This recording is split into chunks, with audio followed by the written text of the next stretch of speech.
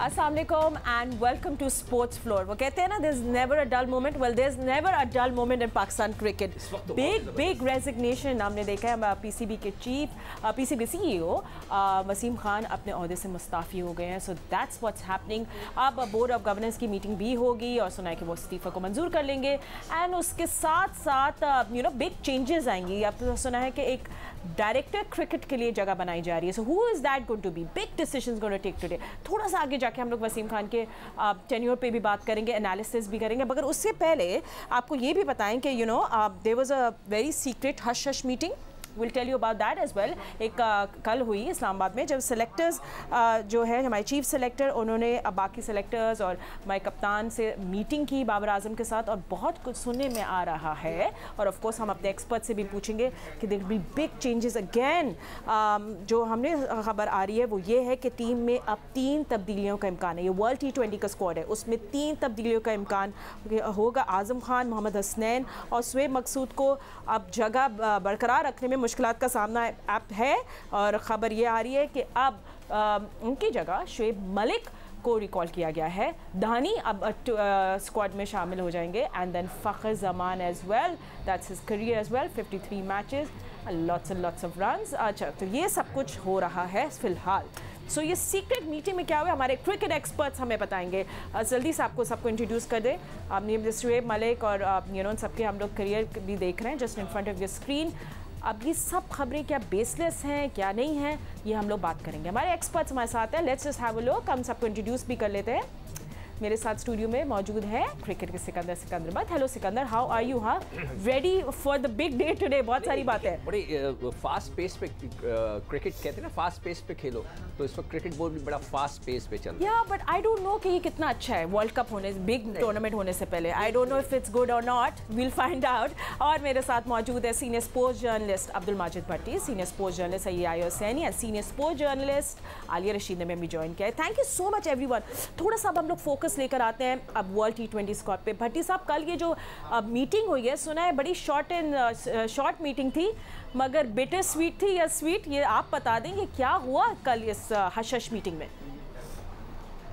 अच्छा फातिमा, मोहम्मद वसीम जो chief selector हैं वो रहते इस्लामाबाद में हैं, लेकिन इस नेशनल T20 के दौरान वो 5 स्टार होटल में रह रहे हैं और वो शिफ्ट हो गए अपने घर से टीम होटल। तो सीक्रेट मीटिंग बातें करनी होती है जी। तो कल उन्होंने एक मैसेज भेजा, बड़ा सीक्रेट मैसेज था जो हमारे ज़राए ने हम तक पहुंचाया। उस मैसेज में लिखा हुआ था कि T20 वर्ल्ड कप स्क्वाड की मीटिंग 9:30 से 10 बजे तक है, लेकिन सिलेक्टर से ये कहा गया, चूंकि 6 जो टीमें हैं फ्रेंचाइज वो एसोसिएशन की, 6 के 6 हेड कोचेज जो हैं वो सिलेक्टर भी हैं, उनसे कहा गया कि आपने प्लेयर्स के साथ ये मैसेज ग्रुप में शेयर नहीं करना, वरना ये मैसेज मीडिया तक पहुंच जाएगा। आपने पर्सनली प्लेयर्स को बताना है, लेकिन हमारे पास वो मैसेज मौजूद है और हमने ही कल रात 9 बजे के बुलेटिन में ये खबर ब्रेक की कि वो मीटिंग बुलाई गई और मोहम्मद वसीम ने अगर वो चाहते तो 3-4 लोगों के साथ बैठकर उनको समझा सकते थे कि भाई अभी पैनिक बटन नहीं दबाया गया। लेकिन 19 में से 18 लोग मौजूद थे। मोहम्मद हफीज़ चूँकि उनका डेंगू पॉजिटिव आया है तो वो लाहौर चले गए और इस वक्त वो आराम कर रहे हैं।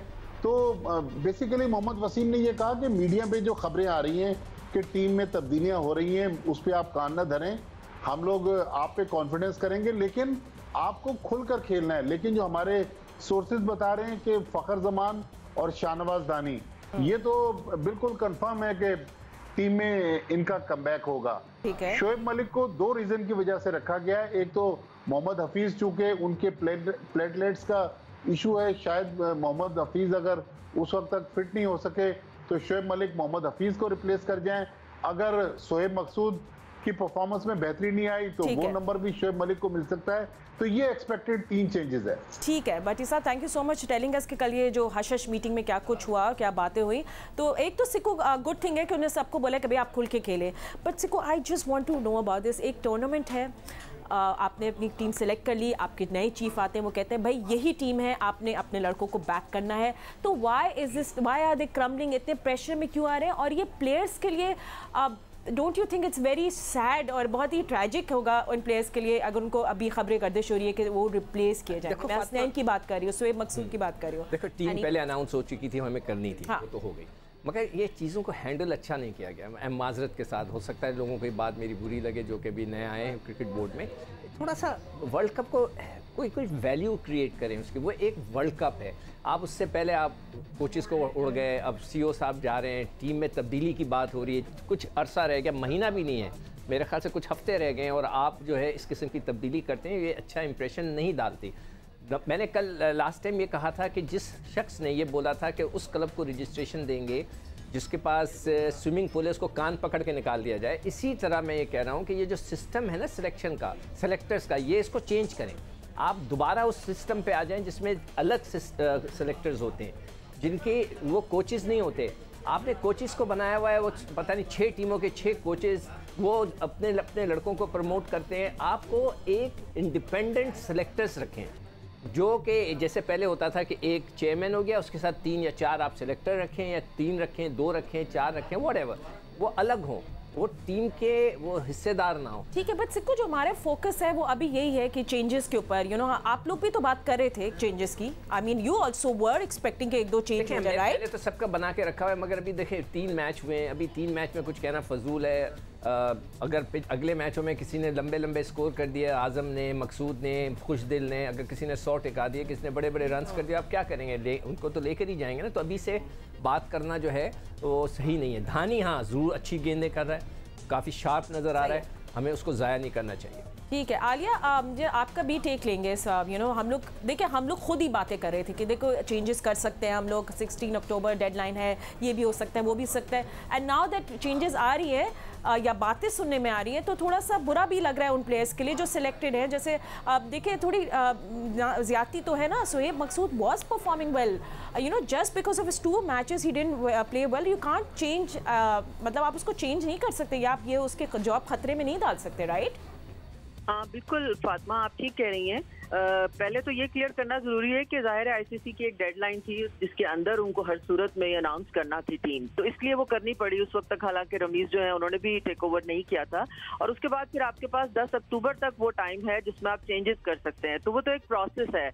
हमें लग रहा है कि मतलब वो मुनासिब नहीं हुआ, लेकिन वो अपनी जगह टेक्निकली ठीक उन्होंने किया है। अब सिर्फ ये पॉइंट क्या है कि क्या हमें कैपेसिटी बिल्डिंग की जरूरत है, क्या हमें एक जिसको कहते हैं ना इम्पेंटिंग फेलियर का फियर हर वक्त रहता है। उसी को देखते हुए जो पब्लिक का शोर हुआ और ये जो नेशनल T20 में परफॉर्मेंसेज आई उनकी, उन्हीं को देखते हुए हम भी बात कर रहे हैं, और उन्हीं को देखते हुए पब्लिक भी बहुत रिएक्ट कर रही है। और गालिबन जैसे कि खबरें आई हैं, प्राइम मिनिस्टर हाउस से भी रमीज राजा चेयरमैन साहब को ये इंस्ट्रक्ट किया गया है कि आप इसमें चेंजेस करें। बहुत ज़्यादा चेंजेस होनी नहीं चाहिए, मगर जैसे बता रहे हैं भट्टी साहब भी, ऐसा ही हुआ है, मीटिंग में हुई है, चेंजेस जो है वो कंसिडर भी की जा रही है। शोएब मलिक और शोएब मकसूद पे मेरा ख्याल है कि बहुत बड़ा इस वक्त जो है वो टेंशन चल रही है, इसलिए कि शोएब मलिक हफीज की गैर मौजूदगी में उनका आना, अगर हफीज नहीं खेलते तो बीमारी की वजह से, तो उनका आना जो है वो डेफिनेटली नजर आता है, क्योंकि एक सीनियर प्लेयर आपको जरूर मिडिल ऑर्डर में चाहिए। और दूसरी तरफ जो चीफ सेलेक्टर हैं वो और चेयरमैन दोनों जो हैं वो उनके हक में नहीं हैं, और शोएब मकसूद को बहुत ज्यादा वो सपोर्ट कर रहे हैं और करना चाहते हैं, और मेरा ख्याल है करना चाहिए भी। मगर इससे भी हम इनकार नहीं कर सकते कि आपको एक सीनियर प्लेयर की हर सूरत में जरूरत है। तो जैसे कि खबरें आ रही हैं, फखर का डेफिनेटली उनका बहुत पहले से हमें आइडिया था कि वो होंगे, मगर उसके बाद ये जो दूसरे 2 प्लेयर्स हैं उनमें कौन आता है कौन नहीं आता, ये अफसोसनाक है। बिल्कुल आप सही कह रही हैं, आदमी हर्ट होता है, प्लेयर्स खेल रहे होते हैं, उनका नाम अनाउंस होता है, उन्होंने सेलिब्रेट किया होता है, फिर एक दिन पता चलता है कि जी अब वो टीम का हिस्सा नहीं होंगे। धानी जो है फातिमा, उनका इंक्लूजन जो है वो 2 तरह से हम उसको देख सकते हैं, क्योंकि हमेशा याद रखिए इंडिया के अगेंस्ट जो भी हमने आईसीसी टूर्नामेंट्स खेले हैं उसमें कोई ना कोई जो सरप्राइज फैक्टर होता है वो बहुत कामयाब रहता है, और दूसरी तरफ मार भी पड़ सकती है क्योंकि उनको इंटरनेशनल का कोई एक्सपीरियंस नहीं है। तो ये सारी चीजें जो है उनको मद्देनजर पड़ेंगी। बिल्कुल। या तो जो मुझे जहाँ तक ये ट्रेंड लग रहा है अब, ये कि आपको लगता है कि मुझे अब ये लगता है कि शायद ये दिस इज़ नॉट कंफर्म, क्योंकि हो सकता है अब आगे वाले दिनों में शोएब मकसूद ऑन फायर हो जाए फॉर इंस्टेंस, और बहुत सारे रन्स बनाने लग जाए, और वहाँ हसनैन विकेट्स लेने लग जाए, तो क्या ये फिर वापस चेंज हो सकता है? तो आई एम बिट कंफ्यूज्ड। आपको क्या लगता है क्या खिचड़ी पक रही है? देखिए फातिमा, कंफ्यूज होने की तो कोई बात है नहीं। और दूसरा जो सबसे इम्पोर्टेंट पहलू है वो ये है कि जो वसीम ने कल मीटिंग कॉल की है, जिस तरह माजिद भट्टी साहब फरमा रहे थे कि वो उसी होटल में ठहरे हुए हैं जहाँ खिलाड़ी ठहरे हुए हैं, तो कुछ आखिरी दिन है चीफ सेलेक्टर के पाकिस्तान क्रिकेट बोर्ड के साथ, और जाते जाते उन्होंने भी कहा कि जनाब लोगों को ये तासुर दिया जाए कि मैं कुछ कर रहा हूँ। और सबको पता है कि टीम किसने सेलेक्ट की है, सबको पता है कि इस टीम की सिलेक्शन में जो 6 टीमों के सेलेक्टर्स हैं उनका क्या रोल है, कभी उनसे पूछा भी गया है। तो ये मीटिंग सिर्फ फेस सेविंग की मीटिंग थी, सिर्फ इधर उधर की बातें हुई ना। वसीम के हाथ में तब्दीली है और तब्दीली कहाँ से होगी ये सबको पता है। और जिन खिलाड़ियों के हवाले से बात की जा रही है कि वो टीम में नहीं होंगे, ये बात तो तय है कि हसनैन अब इस टीम में अपनी जगह खो चुके हैं और धानी जो है वो उनकी जगह ले चुके हैं। आज़म खान भी बहुत हद तक अब मुझे लग नहीं रहा कि वो इस टीम के साथ ट्रैवल करेंगे, और ये पहली मरतबा हो नहीं रहा। पिछले आखिरी 3 ICC इवेंट में ऐसा ही हुआ है कि टीम पहले अनाउंस हो जाती है, तब्दीलियां बाद में होती हैं। 2016 में खुर्रम मंजूर टीम में थे, उनको टीम से ड्रॉप कर दिया गया। 2017 चैंपियंस ट्रॉफी में उमर अकमल टीम में थे, उनकी जगह जो है हारिस सोहेल ने ले ली। 2019 वर्ल्ड कप में जुनैद खान टीम में थे, फ़हीम अशरफ टीम में थे, वो टीम से बाहर हुए और आमिर टीम में आए और वहाब रियाज टीम में आए। तो मेरे लिए कोई हैरान कुन चीज़ है नहीं। ये पाकिस्तान क्रिकेट का थोड़ा ट्रेंड है, ये होता रहा है। अच्छा, बट थोड़ा सा मैं आपसे ये भी क्लियर पूछना चाहती हूँ कि बहुत सारे रूमर्स ये आ रहे थे कि शादाब अपनी वाइस कैप्टनसी लूज़ कर सकते हैं। क्या ये इसमें कोई सदाकत है या नथिंग, कुछ भी नहीं है, बेसलेस है ये? देखिए, शादाब का सही मानों में मुकाबला उस्मान कादिर से है, लेकिन सेंट्रल पंजाब के लिए उस्मान कादिर भी कोई हैरान कुन कारकर्दगी का मुजाहरा नहीं कर रहे। लेकिन ये बात भी तय है कि शादाब खान को अब परफॉर्म करना होगा अगर इस टीम के साथ उनको ट्रैवल करना है। तो शादाब के रिकॉर्ड्स भी देखेंगे and you know we just gonna go take a break. But Sikko, मेरा ये भी सवाल होता है फिर अब ये रिजर्व्स की भी चले, हम शादाब को भी दिखा देते हैं। 53 मैचेस उन्होंने खेले हैं एंड 58 विकेट्स। सिक्को, आपने भी कुछ स्टैट्स निकाले थे शादाब के जो फर्स्ट क्लास भी निकाले थे। फर्स्ट क्लास क्रिकेट में भी इनके इसलिए कि वो खेलते नहीं है ज़्यादा, तो उनको खेलना चाहिए। ये सबसे बड़ा जो मसला है काम अप एंड बैट। अच्छा फातिमा, इससे पहले कि आप ब्रेक पे जाएं, एक चीज़ और आपके साथ में शेयर कर लूं। और Sarfaraz Ahmed most probably team के साथ ट्रैवल करेंगे, क्योंकि आजम जो है वो न सिर्फ 15 रुकनी टीम से अपनी जगह खो देंगे बल्कि 18 में भी नहीं होंगे। तो रिजर्व्स में अब क्या होगा वो सिचुएशन भी मालूम कर लेते हैं। Will just take a break and find out what's gonna happen. और ऑफ कोर्स हम लोग डिस्कस करेंगे world T20 is just around the corner and 3 big resignations, 3 बड़े इस्तीफे हमने देखे इस मंथ में, you know, from Waqar Younis, Misbah ul Haq and now Wasim Khan. तो ये सब चेंजेस जो हो रहे हैं इस पे हम लोग ने एक वो दिया है, प्रिडिक्शन दी है सरफराज नहीं, उन्होंने कहा ना मोहम्मद वसीम भी आखिरी कर रहे हैं। Ooh, I know there's lot happening, and the good thing is कि अब सब experts हमारे साथ हैं। But just मैं थोड़ा सा उनके tenure भी देख रही थी सिको, and you know जब ये resign कर दिया वसीम खान ने कि क्या कुछ हुआ, you know, सरफराज की रिमूवल हुई अंडर हिम, मिसबाह एंट्री आई, यूनुस खान आए और गए, फिर वकार यूनुस, फिर कोविड टूर्स जो हुए, हम इंग्लैंड गए, न्यूजीलैंड गए, उस पर तो हमें उनको क्रेडिट देना चाहिए क्योंकि सबसे ज़्यादा एक्टिव हमारी ही बोर्ड थी। हम जा भी रहे थे, सब कुछ प्रोटोकॉल्स भी फॉलो कर रहे थे। फिर चीफ सेलेक्टर बने मिसबाह। ठीक है, एक चीज़ आपने अभी बोला ना कि उनकी जो अचीवमेंट है वो जाने वाली, उधर सबसे बड़ी जो गलती इन्होंने की है कि इन्होंने कोई TOR साइंस नहीं करवाए। देखें, हमारी हदीस है, हजूर सल्लल्लाहु अलैहि वसल्लम की हदीस है कि जो भी मुआहिदा करो लिखवा लो। उस वक्त अगर हम न्यूजीलैंड, इंग्लैंड, मैं कहता हूँ जाएँ खेलने, बिल्कुल हमें जाना चाहिए, हर एक से खेलना चाहिए, मगर हमें उसके बदले में कुछ लिखवा लेना चाहिए। ठीक है, श्रीलंकन टीम भी आई, पाकिस्तान, साउथ अफ्रीका टीम भी आई। और यू नो एक चीज़ है, भट्टी साहब के पास हम लोग जाएंगे कि बस वसीम खान ने हमेशा कंप्लेन की। मुझे उनका वो इंटरव्यू याद आ गया जो उन्होंने बोला कि मुझे लोगों ने, पाकिस्तानियों ने सही तरह एक्सेप्ट नहीं किया, मैं हमेशा एक इम्पोर्ट रहा हूँ। तो इस पर आप क्या तबसरा करेंगे कि ये एक फैक्टर था, आपने ये देखा था, फोर्स ही किया थी ये रेजिग्नेशन? देखिए फातिमा, लेस्टरशायर काउंटी वो काउंटी है इंग्लैंड की जो लोअर टियर की काउंटी है, उसके CEO थे। उसके बाद सडनली ये टेस्ट प्लेइंग कंट्री के CEO बन जाना, 27 लाख रुपए उनकी सैलरी थी, $600 उनका डेली अलाउंस था फॉरेन टूर्स पर, अदर देन यूके में जहां उनका घर था $900 यूके डेली अलाउंस था उनका। Absolute powers Pakistan cricket board ने उनको दे दी। उन्होंने चीफ ऑपरेटिंग ऑफिसर को तब्दील किया, उन्होंने चीफ फाइनेंशियल ऑफिसर को तब्दील किया, उन्होंने सिलेक्शन कमेटी चेंज कर दी, कप्तान चेंज कर दिया, उन्होंने मिकी आर्थर को हटा दिया, पूरी पाकिस्तानी टीम मैनेजमेंट तब्दील कर दी।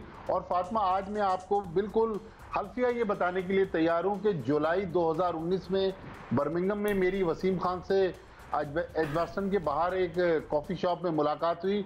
उन्होंने मुझे पाकिस्तान क्रिकेट को चलाने के लिए जो रोड मैप बताया था कि ये लोग मेरी टीम में होंगे, इन लोगों को मैं टीम से बाहर रखूंगा, सिवाय जाकिर खान के उन्होंने सारी अपनी ख्वाहिशात को मनवा लिया। लेकिन अनफॉर्चुनेटली आज उनका जो एंड था वो अच्छा नहीं हुआ। लेकिन पाकिस्तान क्रिकेट को वो जिस तरह तब्दील करना चाहते थे, आज पाकिस्तान क्रिकेट इतनी तब्दील नहीं हुई। वो कहते थे कि न्यूजीलैंड क्रिकेट से मेरे पर्सनल रिलेशन है, न्यूजीलैंड की टीम मेरी वजह से पाकिस्तान आ रही है। ये कोट अन कोट कैमरे पे उनका इंटरव्यू मौजूद है। वो इंग्लैंड के लिए कहते थे कि इंग्लैंड क्रिकेट बोर्ड से मेरे ताल्लुकात हैं। मीडिया के लोगों को वो कैरेक्टर सर्टिफिकेट देते थे कि ये अच्छे लोग हैं, ये बुरे लोग हैं। लेकिन अब पाकिस्तान क्रिकेट को अनफॉर्चुनेटली वसीम खान कहते थे कि मैं टॉप 3 में लाऊंगा, आज वो टॉप 3 में नहीं। ठीक है, अच्छा भट्टी साहब के पास तो हमें टाइम कम है, आलिया के पास भी जाएंगे। Alia, you know Wasim had a good reputation, हम लोग सब लुक फॉरवर्ड कर रहे थे कि वो नए फ्रेश माइंडसेट के साथ आएंगे। What do you see of his tenure, आपके क्या एनालिसिस है? आई थिंक टेक्निकली इस वक्त जो रमीज राजा एक बार चेयरमैन के तौर पर आए हैं और जिस तरह वो फैसले कर रहे हैं, उसके बाद सिर्फ फातिमा एक ड्राइविंग सीट पे 2 ड्राइवर नहीं बैठ सकते, क्योंकि अगर वसीम खान के पास कोई इख्तियारात नहीं होते तो फिर उनके रहने का जवाब नहीं बनता ना। उस वक्त ठीक था कि एहसान मानी साहब आए थे। एहसान मानी साहब, वसीम खान थोड़े से बदकिस्मत भी रहे हैं मैं समझती हूँ, इसलिए कि एहसान मानी साहब जैसे आदमी उनके ऊपर चेयरमैन लगाए गए जो कि इंतहाई कंट्रोल फ्रीक थे और जिन्होंने आसानी से आज़ादी से कोई फैसले नहीं करने दिए। मुश्किलात हुई, हम चाहें तो दोनों तरफ से देख सकते हैं। उनके टेन्योर में टेस्ट क्रिकेट पाकिस्तान में वापस आई है, which is a very big thing actually. और अगर न्यूजीलैंड और इंग्लैंड का कामयाबी से टूर हो जाता तो यकीनन हम उनको ये क्रेडिट देते और उन्हीं की वजह से ये हुआ।